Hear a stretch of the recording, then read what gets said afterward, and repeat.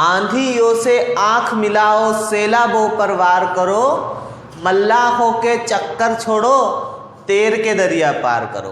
क्या?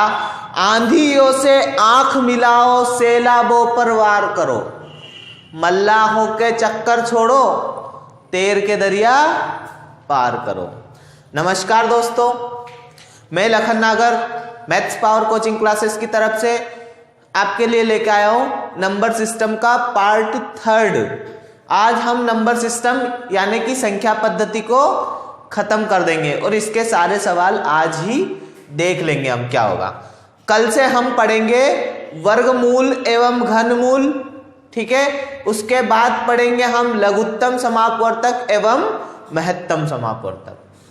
तो हम पढ़ेंगे अभी क्या? संख्या पद्धति, ठीक है, यानी कि नंबर सिस्टम। नंबर सिस्टम में हम अभी पढ़ेंगे रिमाइंडर थ्योरम, शेषफल प्रमेय क्या होती है, शेषफल प्रमेय कैसे शेषफल निकाला जाता है। रिमाइंडर थ्योरम के बाद सबसे महत्वपूर्ण टॉपिक वो है अपना इकाई का अंक। हर एग्जाम में क्वेश्चन आता है, इकाई का अंक से हर एग्जाम में क्वेश्चन आता है। और मेरे वर्ग 3 वाले छात्रों इसको लिख के रख लो। इकाई के अंक से अगर एक क्वेश्चन नहीं पूछे ना तो अपने गुरु से आके बोलना। फिर क्या? इकाई के अंक से अगर एक क्वेश्चन ना पूछे ना तो फिर मुझसे बोलना। अभी अपन पढ़ेंगे क्या? शेषफल प्रमेय। शेषफल क्या होता है? रिमाइंडर क्या होता है? रिमाइंडर क्या होती है? शेषफल। जैसे कि अगर आपको सवाल दे दिया जाए 17/6, क्या दे दिया? 17/6, तो इसमें कौन कौन से शेषफल होंगे? एक शेषफल होगा पॉजिटिव और एक होगा नेगेटिव, यानी कि एक तो धनात्मक शेषफल होता है, एक ऋणात्मक शेषफल होता है। अभी तक हमने देखा है सिर्फ धनात्मक शेषफल, लेकिन शेषफल ऋणात्मक भी होता है। वो आज देखेंगे हम कैसे शेषफल ऋणात्मक भी होता है। देखेंगे 6 से अगर 17 में भाग देंगे तो कितनी बार जाएगा? बोले गुरुजी 6 × 18, 18 तो ज्यादा होता है ना, यानी कि 6 दूनी 12, 6 दूनी 12। अब 12 से ये कितना बड़ा है? कितना बड़ा है? बोले गुरुजी 5। कितना बड़ा है? बोले धन में तो कितना? 5। बोले गुरुजी हमें तो ऋण में निकालना तो आता ही नहीं है। अरे मैं हूं ना, मैं सिखा रहा हूं ना कैसे ऋण में निकालते हैं। देखो हमने 6 दूनी 12, 12 से कितना ज्यादा? कितना? 5। सही बोले, 12 से कितना ज्यादा? 5। लेकिन ये तो आ गया धनात्मक शेषफल। अब बोले गुरुजी ऋणात्मक, नेगेटिव रिमाइंडर कैसे निकाले? तो नेगेटिव रिमाइंडर निकालने के लिए 6 दूनी 12 किया था, उससे ज्यादा 6 त्रिया क्या बोला? 18, यानी कि वो 18 इससे कितना ज्यादा है? कितना ज्यादा है? -1। कितना ज्यादा है? बोले गुरुजी 1 ज्यादा है। अगर 6 दूनी 12 होता तो धन के 5, 12 से 5 ज्यादा। लेकिन 6 त्रिया अगर 18 बोला जाए तो कितने? 18 से 1 कम, यानी कि माइनस। और अगर देखा जाए धनात्मक रिमाइंडर और ऋणात्मक रिमाइंडर, यानी कि जो धनात्मक शेषफल और ऋणात्मक शेषफल दोनों को अगर जोड़ दिया जाए तो जिस संख्या से हमने विभाजित किया वह संख्या आ जाती है। जैसे कि 1 और 5 6। धनात्मक और ऋणात्मक मत देखना, 1 और 5 कितने? 6। ऐसे ही हमसे बोल दिया क्या? बोले गुरुजी 13/5 का रिमाइंडर बताओ हमें। तो 13/5 का रिमाइंडर यानी कि 13/5 का शेषफल बताओ क्या क्या होगा। तो क्या लिखा हमने? बोले 5 दूनी 10 है ना, 5 दूनी 10, 10 से कितना ज्यादा? कितना? 3 ज्यादा, यानी कि धन में तो 3। बोले अब ऋण वाला तो पता नहीं, यानी कि देखो 5 त्रिया 15, 15 से कितना कम? बोले गुरुजी 2 कम। बोले धनात्मक में तो 3 और ऋणात्मक में 2, यानी कि अगर 3 और 2 को जोड़ दे तो 5 होता है। अगर अपने को ये मालूम नहीं होता ऋण वाला 2 कैसे निकाले, तो अपने को ये तो पता है कि 3 आ जाता है। कितना आ जाता है? 3। तो 5 में से 3 घटा लेंगे तो माइनस वाला कितना आएगा? 2। पल्ले पड़ा? अरे पड़ा क्या? भयंकर इच कठिन, भयंकर इच कठिन तो नहीं है? नहीं है, पल्ले पड़ रहा है। अगर आपसे बोल दिया जाता, क्या बोलता? अगर आपसे बोल दिया जाता 3/5, क्या बोले गुरुजी 3/5 का शेषफल कैसे निकाले? तो धनात्मक में तो कितना होता है? बोले 5 का गुणा अगर 0 से करे तो कितना? 0, यानी कि धनात्मक में तो गुरुजी 3। बोले ऋणात्मक में कैसे निकालें? बोले 5 एकम 5, यानी कि 5 में से अगर 3 माइनस करेंगे तो कितने? -2, यानी कि अगर 3 और 2 को जोड़ दे तो 5। पता चला रिमाइंडर कैसे निकालते हैं। अगर आपको परीक्षा में सवाल कैसे दिया जाएगा, देखो आपसे परीक्षा में सवाल दिया जाएगा 49 गुणित 65 दिया जाएगा, 49 गुणित 65 बटे 9। इसका आपको निकालना है शेषफल। क्या निकालना है? शेषफल। तो आप लोग क्या करोगे इसका? अगर आपको निकालना नहीं आता है तो आप क्या करोगे?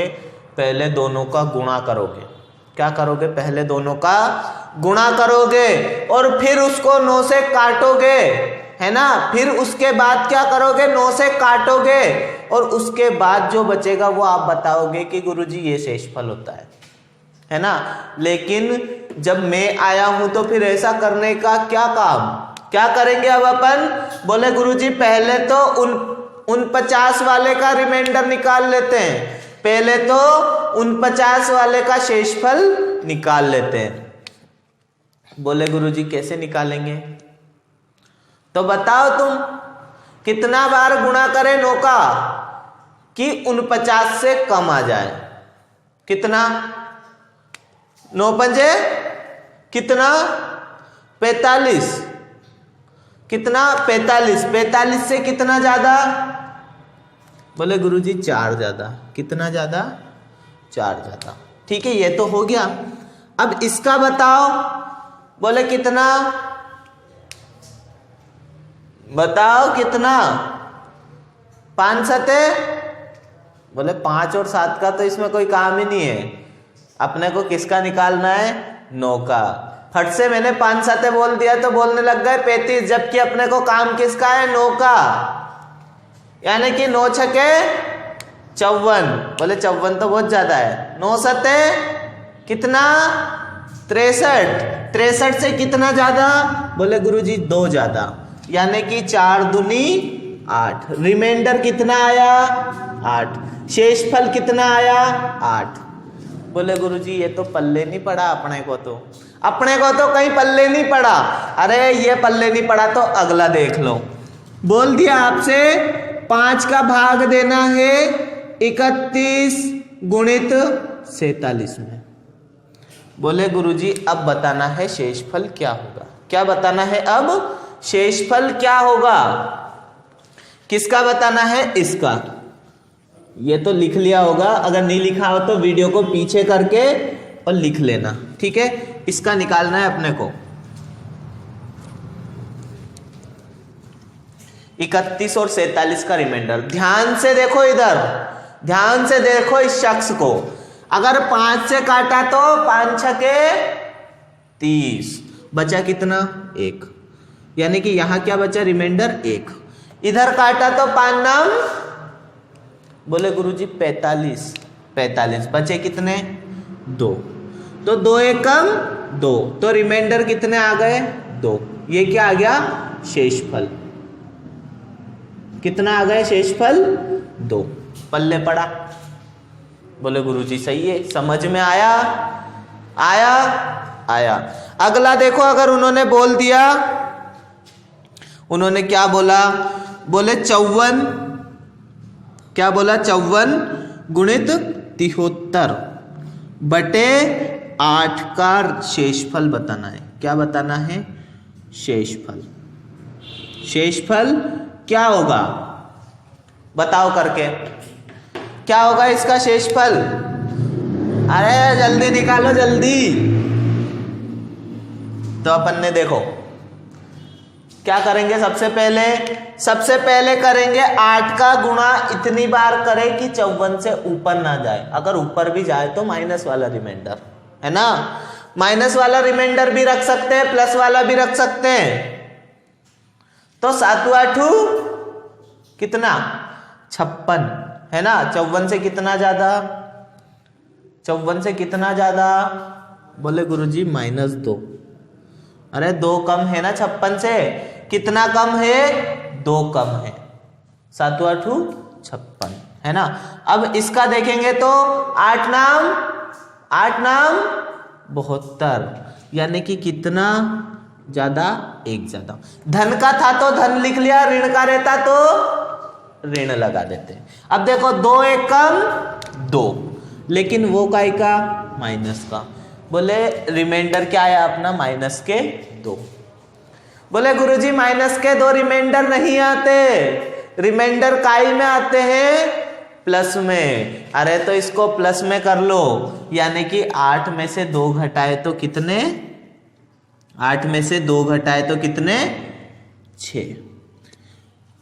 बोले ये तो कैसे आया, तो मैंने आपको पहले बताया था, क्या बताया था, कि अगर 13 है और इसको 5 से भाग दिया तो या तो एक तो धन का 3 रिमाइंडर आएगा और एक आएगा -2। धन का 3 रिमाइंडर आएगा और एक आएगा -2। तो अगर -2 इस 5 में से घटाएंगे तो ये आएगा कि नहीं आएगा। अगर इसको इसमें से घटा देंगे, 2 को माइनस वाले को अगर इस संख्या से घटा देंगे तो ये आएगा कि नहीं आएगा, आएगा। तो ऐसे ही माइनस वाले को अगर इस संख्या में से घटा देंगे, माइनस वाले को अगर इस संख्या में से घटा देंगे तो ये आ जाएगा उसका रिमाइंडर पॉजिटिव या धनात्मक रिमाइंडर। आया समझ में। ये परीक्षा में सवाल आते हैं सीजीएल में। देखो भयंकर कठिन सवाल, कौन-सा सवाल, कैसा सवाल, भयंकर कठिन सवाल। देखता हूं तुम लोग कर पाते हो या नहीं। तो सवाल दिया आपको 1753 गुणित 1749, 1749 गुणित 83, गुणित कितना, 83, और गुणित में एक और कितना है, 171 बटे 17। इसको करके बताओ। अरे करके बताओ। बोले गुरुजी 17 दिख रहे हैं, यानी कि इसमें तो है खतरा और अपने को 17 का गुणा नहीं आता है। तो अगर आप लोगों को 17 का गुणा नहीं आता है तो इस रिमाइंडर को कैसे करते हैं, अगर मैं नहीं बताता तो। बोले गुरुजी अपन तो पूरे का गुणा करते। अरे पूरे का गुणा करते और गुणा करने के बाद 17 से काट लेते, कटता तो नहीं तो ऐसे सवाल को देख के ही छोड़ देते। अरे इस सवाल को क्या करते तुम लोग, देख के ही छोड़ देते। तो देखो 17 से अगर 1700 को काटेंगे तो कट जाएंगे, है ना। 17 से 1700 को काटेंगे तो 100 बार में कट जाएंगे, उनको छोड़ो। 17 से अगर 53 को काटेंगे तो, बोले गुरुजी 17 × 51 बचे कितने, धन के 2, पल्ले पड़ा।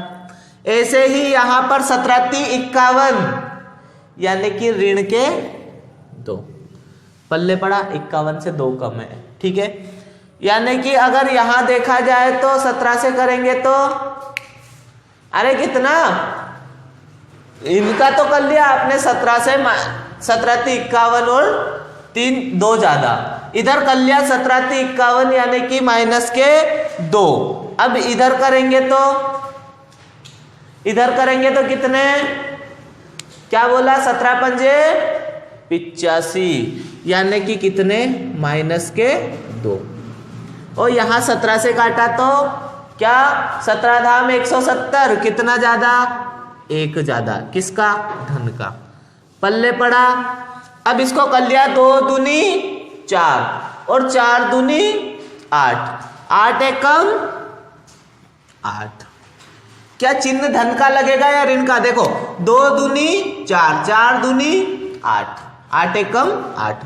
अब देखो धन का चिन्ह लगेगा या ऋण का, यानी कि ऋण और ऋण धन, धन और धन धन, तो आंसर कितना आ गए शेषफल 8। शेषफल कितने आ गए 8। ऐसे सवाल कर लोगे, बस इससे ज्यादा भारी नहीं आएगा, पर ऐसा करना पड़ेगा आपको। रिमाइंडर थ्योरम निकालने के यही शॉर्टकट मेथड है। माइनस वाला भी लिख लो, अगर माइनस में आंसर आ रहा है तो नीचे वाली संख्या से उसको घटा दो, ठीक है। अब पढ़ेंगे हम इकाई का अंक। क्या पढ़ेंगे? इकाई का अंक। अगर समझ में नहीं आया तो इसको डबल देख लेना, ठीक है। वीडियो आपके पास सेव रहेगा और इससे सवाल करके और मुझे कमेंट में आंसर देना। सवाल भी भेजना और आंसर भी कमेंट में देना। अब पढ़ेंगे हम क्या? इकाई का अंक। क्या पढ़ेंगे? इकाई का अंक। क्या होता है इकाई का अंक? इकाई के अंक से वर्ग 3 वालों सवाल आता है। इकाई के अंक से वर्ग 3 वालों को सवाल आता है और कांस्टेबल वालों को भी आता है, ठीक है। तो इकाई का अंक क्या होता है? जैसे कि संख्या है 3, 5, 7, 2, 9, तो इसमें इकाई का अंक कौन सा है? कौन सा है? 9। हाँ सही बोला। कौन सा है इकाई का अंक? 9। इकाई का अंक कौन सा है? 9। यानी कि जो लास्ट डिजिट होती है, लास्ट अंक होता है, आखिरी अंक होता है, उसे क्या कहते हैं हम? इकाई का अंक। समझ में आया? बोले गुरुजी इसमें तो इकाई का हम अंक देख लेते हैं, लेकिन हमको इकाई के अंक में वहां पल्ले नहीं पड़ता है जब 4-5 संख्याओं का एक साथ गुणा आ जाए। जैसे कि अगर आपको दे दिया जाए, अरे आपको दे दिया जाए 452 गुणित 534 गुणित 796। अरे बोले गुरुजी आप तो 2, 4, 6 दे दिया। अरे लो तुम्हारे लिए 7 भी दे दूं। खुश? अरे खुश हो अब तो? अब इसमें पूछ लिया इकाई का अंक क्या होगा, तो आप लोग क्या करते हो? पूरी संख्या को गुणा करते हो और फिर उसमें लास्ट वाला अंक देखते हो। सही है ना? हाँ गुरुजी ऐसे ही करते हैं हम तो। अरे तो अपने को लास्ट वाले अंक से क्या मतलब पूरी संख्या से गुणा करने से क्या मतलब? अपने को सिर्फ लास्ट वाला अंक चाहिए। देखो 4 दूनी, बोले गुरुजी यहां तो 8, 6 सते कितना? 7 छंग 42, और कुछ बचे के लास्ट के अंक का गुणा करना। देखो इस लास्ट के अंक को ले लिया हमने, इस भी आखिरी अंक को ले लिया, इस आखिरी अंक को भी ले लिया और इस आखिरी अंक को भी ले लिया। इसमें आखिरी अंक क्या है? 8, और इसमें आखिरी अंक क्या है? बोले गुरुजी 2, तो 8 दूनी 16, यानी कि आखिरी अंक कौन सा आया अपना? 16। तो इकाई का अंक क्या होगा? 16, यानी कि इसका इकाई का अंक क्या होगा? 6। टिपो फटाफट, जल्दी टिपो। अगला सवाल आपसे पूछ लिया जाएगा। बोले गुरुजी ऐसा गुणा करने वाला तो हम कर लेंगे। अरे गुणा करने वाला तो हम क्या कर लेंगे? कर लेंगे। अब आप तो हमें घात वाला बताओ। अगर किसी की घात ज्यादा है तो हम क्या करेंगे? तो घात वाला देखेंगे। ये टिप लिया, टिपो फटाफट। और इसके भी सवाल आपको घर पे प्रैक्टिस करना है। अरे घर पे प्रैक्टिस करोगे? हाँ तो अगला सवाल देखो। बोले गुरुजी हमें दे दिया जाए, क्या दे दिया? 21 37, और इसकी घात दे दी गुरुजी हमें। घात कितनी दिए? बोले सवाल में घात दे दी गुरुजी 753। कितनी दिए? 753। सवाल में घात दे दी हमें 753। बोले गुरुजी अब इसका कैसे करें? क्या हम इनको 753 बार गुणा करके लिखें तो पूरी कॉपी भरा जाएगी, है ना? तो देखो इकाई का अंक में क्या होता है? जितनी भी यहाँ घात होती है उनमें हम 4 से भाग देते हैं। उनमें हम क्या करते हैं? 4 से भाग देते हैं। जितनी बार कट जाता है उनको छोड़ो, जो शेष बचता है उसको इसके ऊपर घात लगा लेते हैं। बोले गुरुजी 4 से भाग क्यों देते हैं? ये तो हमें समझ में ही नहीं आता। तो देखो हम देखेंगे सबसे पहले 2, अगर लास्ट में 2 है, लास्ट में 2 है तो 2 की घात 1 क्या होती है? बोले गुरुजी 2। 2 की घात 2 अगर रहे तो 2 दूनी 4, 2 की घात अगर 3 है तो क्या लिखेंगे गुरुजी? बोले 2 दूनी 4 दूनी 8। अगर गुरुजी 2 की घात 4 है, 2 की घात क्या है? 4 है, तो क्या लिखेंगे? बोले गुरुजी 2 दूनी 4 और 4 चुकू 16। अरे ऐसे लिखेंगे ना, 2 दूनी 4 और 4 चुकू 16। बोले गुरुजी अब 2 की घात अगर 5 होती तो 2 की घात कितनी होती? 5 होती। तो देखो 2 गुणित 2 गुणित 2 गुणित 2 हो गए 5, नहीं हुए। बोले एक और बार, ये लो 1 2 3 4 5 ऐसे होती तो क्या करते? बोले 2 दूनी 4 दूनी 8 दूनी 16 और दूनी 32। देखो इसमें इकाई में क्या आया? 2। तो इसमें भी इकाई में क्या था? 2। यानी कि जैसे ही 4 खत्म हुआ यहां आया 32। क्या आया? 32। अगर 2 की घात 6 कर देते तो बोले गुरुजी 64। तो देखो जैसे यहां 2 आया वैसे यहां क्या आ गया? 2। यानी कि 4 के बाद वही संख्या बार बार आती है। यहां 4 आया तो यहां क्या आया? बोले गुरुजी 4। तो अब समझे 4 का भाग क्यों देते? क्योंकि किसी भी संख्या के बाद अगर 4 से भाग देंगे तो वो फिर रिपीट होती जाएगी। समझ में आया कैसे रिपीट होती है? इसलिए हम इस संख्या में 4 का भाग देंगे तो 4 एकम 4, बचे कितने बचे गुरुजी? 3 हो गए कितने? 33। तो 4 8 32 है ना? 4 8 32, 32 बचे कितने बचे? 3 हो गए 33। तो 4 8 32। अब बचा कितना? बोले गुरुजी 1 बचा। यानी कि 7 की घात अगर 1 करेंगे तो कितना आएगा? 7। इकाई का अंक क्या आएगा?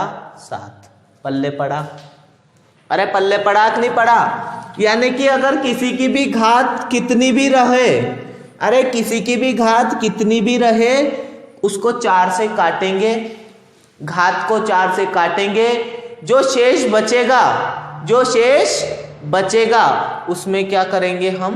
उस लास्ट जो इकाई का अंक रहता है उसके ऊपर उतनी घात लगा देंगे। और अगर ज्यादा से ज्यादा क्या आएगी? 1 आएगी, 2 आएगी, 3 आएगी या फिर 4 आएगी। 4 का मतलब कि 0, अगर 0 आया तो अपन क्या लगाएंगे? 4। जैसे कि हमसे बोल दिया, बोले गुरुजी 22 की घात 23। अब कैसे निकालें? तो देखो इधर कितनी है घात? बोले गुरुजी 23। 23 बटे 4 करेंगे तो 4 पंजे 20। बचा कितना? बोले गुरुजी कितना बचा? 3 बचा कितना? देखो 23 को अगर काटेंगे तो कितना? 4 पंजे 20। 5 बार तो पूरा कट गया, 5 बार तो पूरा कट गया, लेकिन शेषफल क्या बचा? बोले गुरुजी शेषफल बचा 3। यानी कि 2 की घात कितनी कर देंगे? 3। तो 2 की घात 3 यानी कि 2 गुणित 2 गुणित 2। तो 2 दूनी 4 दूनी कितना? 2 दूनी 4 दूनी 8। यानी कि शेषफल क्या आ गया? क्या आएगा शेषफल? अरे क्या लिखेंगे? सही बोला, क्या आएगा? इकाई का अंक क्या आ जाएगा? इकाई का अंक क्या आया? बोले गुरुजी 8। पल्ले पड़ा? अरे समझ में आ रहा है कि नहीं आ रहा है? समझ में आ रहा है कि नहीं आ रहा है? जैसे कि अगर आपसे बोल दिया जाए अगले सवाल में, क्या बोला? बोले गुरुजी 13 की घात 2003। 13 की घात कितनी? 2003। इसमें इकाई का अंक बताइए। करो आप लोग, सभी लोग करो। क्या करना है? बोले 13 की घात, गुरुजी ने बोला 2003। निकालो इसका इकाई का अंक। बहुत सारी ट्रिक होती है इकाई के अंक को रटने की, लेकिन अपने को ये एक फॉर्मूला ऐसा याद करना है कि सब में काम आ जाए। ठीक है, एक बार पढ़ना पर ऐसा पढ़ना कि सब चीजों में वही काम आ जाए। तो बोले गुरुजी इसको कैसे करें, बताओ क्या बोल रहे हो। इसमें 2003 में किसका भाग देना है, किसका देना है, 4 का। चलो देते हैं, 2003 में किसका भाग दे, 4 का। बोले गुरुजी 4 से अगर देंगे तो 4 पंजे 20 और 2 जीरो लगा देंगे, बचा क्या। बोले गुरुजी शेषफल बचा इसमें, क्या बचा शेषफल, शेषफल बचा इसमें 3। क्या बचा शेषफल, 3 बचा। अब इस 3 का क्या करें, क्या करें इस 3 का, इस 3 का करेंगे। बोले गुरुजी जो इसमें इकाई का अंक है ना 3, उसकी घात अपन कर देंगे 3। जो इकाई का अंक है 3 उसकी घात क्या कर देंगे, 3। तो यानी कि 3 की घात 3 कितनी होती है, कितनी होती है, क्या बोला 27, क्या बोला 27। अगर ऐसे समझ में नहीं आ रहा है तो 3 गुणित 3 गुणित 3, 3 त्रिया 9, 9 त्रिया 27, सही बोले। तो इसमें इकाई का अंक क्या होगा, 7। समझ में आया, समझ में आया। तो ऐसे निकालते हैं इकाई का अंक। ठीक है, अब मैं आप लोगों को 4-5 सवाल और है 2 टाइप के, मैं उनको और करा देता हूं, उसके बाद अपनी संख्या पद्धति खत्म हो जाएगी। इसके बाद आपको करना है प्रैक्टिस। क्या करना है आपको, घर पर बैठकर प्रैक्टिस करना है। लिखो, अरे लिखो सभी। क्या बोल रहा है, कॉपी पेन नहीं लाया, निकाल कॉपी पेन अभी और लिख, लिखो सभी। क्या होती है प्राकृत संख्या, क्या होती है प्राकृत संख्या, बताओ क्या बोल रहे हो। प्राकृत संख्या मतलब कि नेचुरल नंबर, और प्रकृति का नेचर कैसा, 1 नंबर। मजाक मत करो रे, गर्लफ्रेंड का नेचर मत बताओ, प्रकृति का नेचर कैसा, 1 नंबर। यानी कि नेचुरल नंबर जो प्राकृत संख्या होती है, प्राकृत संख्या जो होती है वो कहां से स्टार्ट होती है, 0 से। कहां से होती है, 1 से। तो 1 से स्टार्ट होती है और कहां तक जाती है, अनंत तक। कहां तक जाती है, बोले गुरुजी 1 2 3 4 ऐसे करके कहां तक जाती है, ये तो अनंत तक जाती है ना। तो प्राकृत संख्या कहां से स्टार्ट होती है, 1 से स्टार्ट होती है और अनंत तक जाती है। अब इसमें से सवाल कैसे पूछेगा, बताओ क्या पूछा, प्रथम 10 प्राकृत संख्याओं का योग क्या होगा, प्रथम 10 प्राकृत संख्याओं का योग क्या होगा। जिनको ये नहीं पता है कि प्रथम प्राकृत संख्या 1 है या 0, वो इसको नहीं कर सकेगा, वो इसको नहीं कर सकेगा।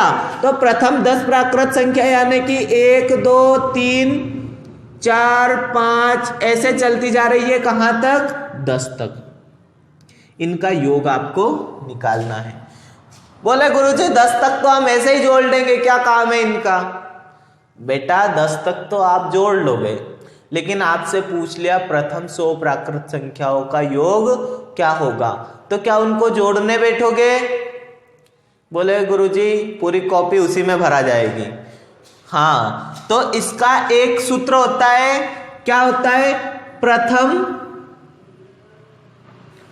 प्राकृत संख्या का योग, प्राकृत संख्या का योग।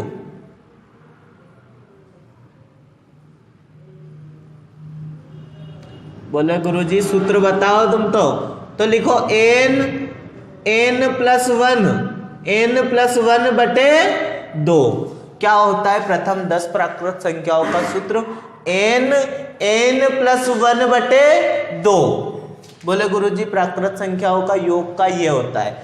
इसके अलावा एक और होता है, बोले प्रथम प्राकृत संख्याओं के वर्गों का योग, प्रथम प्राकृत संख्याओं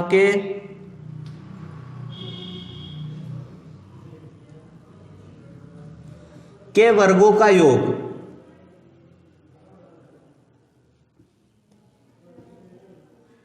बोले गुरुजी वर्गों का योग का सूत्र क्या होता है? क्या होता है?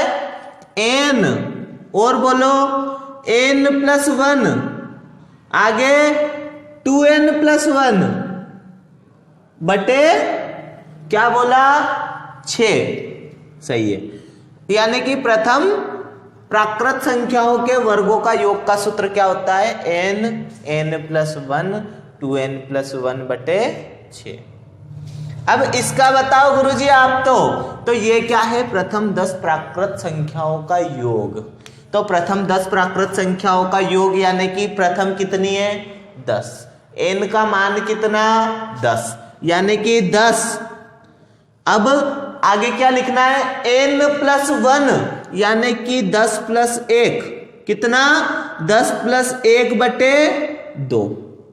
तो ये क्या हो गया? 10 गुणित 11 बटे 2। क्या करें? काट दें? वाह यार, तुमको तो सब आता है।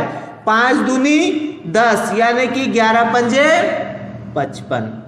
इसका आंसर क्या आ गया? 55। टीपो फटाफट, फटाफट टीपो। और जिन्होंने टीप लिया वो अगला सवाल लिखो।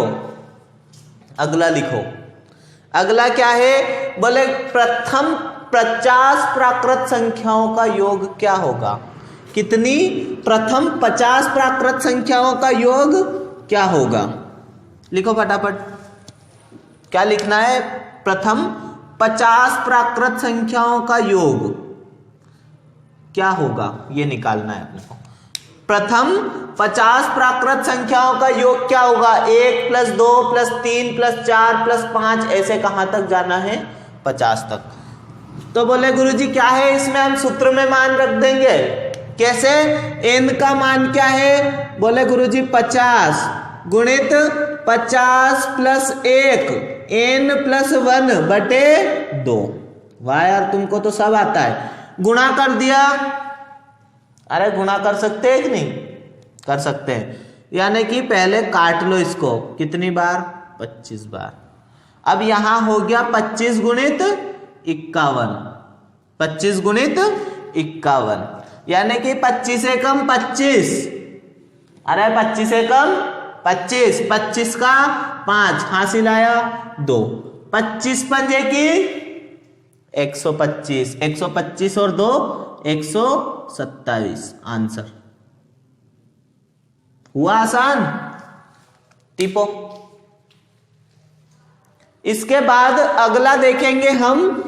प्रथम 10 प्राकृत संख्याओं के वर्गों का योग क्या होगा? अगर 100 तक का पूछता प्रथम 100 प्राकृत संख्याओं का योग, तो वो आप निकालोगे और मुझे कमेंट बॉक्स में आंसर दोगे। ठीक है। अब बताओ प्रथम 10 प्राकृत संख्याओं के वर्गों का योग क्या होगा? वर्गों का योग यानी कि 1 का वर्ग धन 2 का वर्ग धन 3 का वर्ग धन 4 का वर्ग, ऐसे कहां तक जाना है हमको? धन 10 के वर्ग बराबर क्या होगा? ठीक है। तो क्या करेंगे? बोले गुरुजी सूत्र में मान रख दो। सूत्र क्या है? n मतलब कि 10 है ना। फिर गुणे में क्या? n+1 यानी कि 10 धन 1 यानी कि 11 लिख दूं? अरे नहीं, तुम लोग नहीं समझ पाओगे। 10 धन 1। फिर क्या? बोले 2n+1 यानी कि 2 गुणित 10 धन 1 बटे क्या लिखूं? 6। आया समझ में? इसको आगे करेंगे तो क्या? बोले 10 गुणित 11 गुणित 21 बटे 6। अब 6 से कैसे काटे गुरुजी? तो देखो इधर 2 से 5 दूनी 10 और ये 2 से कटा तो 3 बार। फिर इस 3 से इसको काट दिया 7 या 21। ठीक है। अब 5 7 35। 35 गुणित 11। अब 35 गुणित 11। बोले गुरुजी 35 गुणित 11 कैसे करें? वो तो हमें पता ही नहीं है। 35 गुणित 11। अब देखो 11 का अगर किसी संख्या में गुणा करना है तो पहले ये उतार दो। क्या? 5। फिर कितने हैं ये? एक एक कितने जोड़े हैं? बोले गुरुजी 2 जोड़े। तो दोनों को जोड़ दो। 5 3 8। फिर क्या कुछ और 2 के जोड़े बचे? बोले गुरुजी नहीं बचे। तो फिर इसको उतार दो, यानी कि कितने? 3। 385 आंसर। ऐसे ही आप इसके आगे के सवाल करना, ठीक है। क्या करना है, इसके बाद एक और होता है प्रथम प्राकृत संख्याओं के घनों का योग। क्या होता है, प्रथम प्राकृत संख्याओं के, यहां लिख लेते हैं,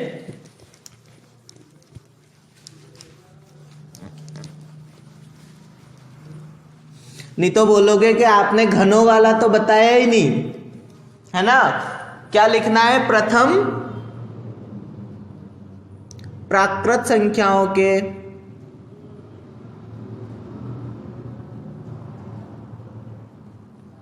घनों का योग।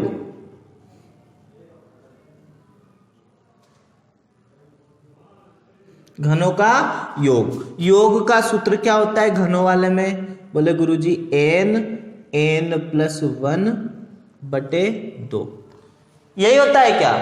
अरे गुरुजी ये तो प्रथम प्राकृत संख्याओं का योग है। अरे इन सबके ऊपर अगर घात लगा दी तो लो इसके भी ऊपर घात लगा देते हैं, कितनी, घात 2।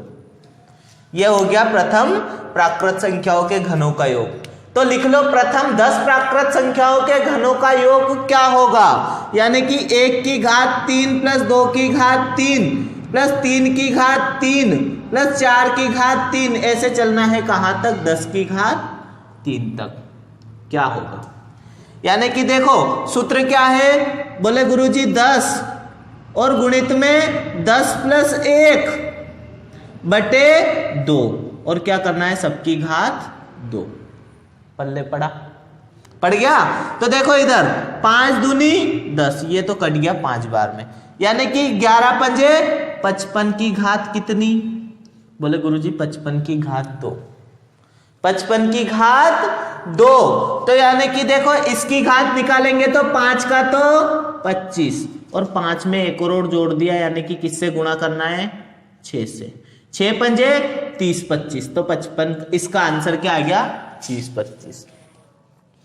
बोले गुरुजी ये कैसे कर दिया, अरे ये तो हमें पता ही नहीं है। तो देखो अगर किसी संख्या के पीछे 5 है, किसी संख्या के पीछे 5 है और उसका वर्ग निकालना है, किसी संख्या के पीछे 5 है और उसका वर्ग निकालना है, जैसे कि 45 का, तो अपन क्या करेंगे, बोले गुरुजी 5 का तो 25, ठीक है, 5 का तो 25, यहां क्या है 4 में एक और जोड़ के इसमें गुणा कर देंगे, यानी कि 4 गुणित एक और जोड़ा तो 5, 5 चौको 20, बोले 20 25 इसके आंसर।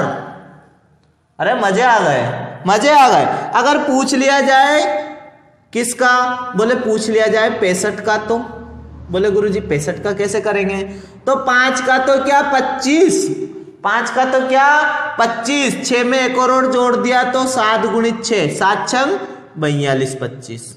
बोले गुरुजी मजे आ गए। अगर आपने ऐसे बोल दिया, अगर पूछ लिया हमसे 95 का, तो बोले गुरुजी 95 का पूछ लिया तो 95 का देखो, 5 का तो क्या, बोले गुरुजी 25, 9 में एक और जोड़ दिया, हो क्या गया 10 गुणित 9, 9 धाम 90 25, क्या आंसर आएगा 90 25, ठीक है। अब संख्या पद्धति आज खत्म हुई, ठीक है। संख्या पद्धति के ये सारे सवाल आपको खुद को करना है, ठीक है। आज के लिए इतना ही, मिलते हैं कल नए टॉपिक के साथ। धन्यवाद। ले लो स्क्रीनशॉट इसका।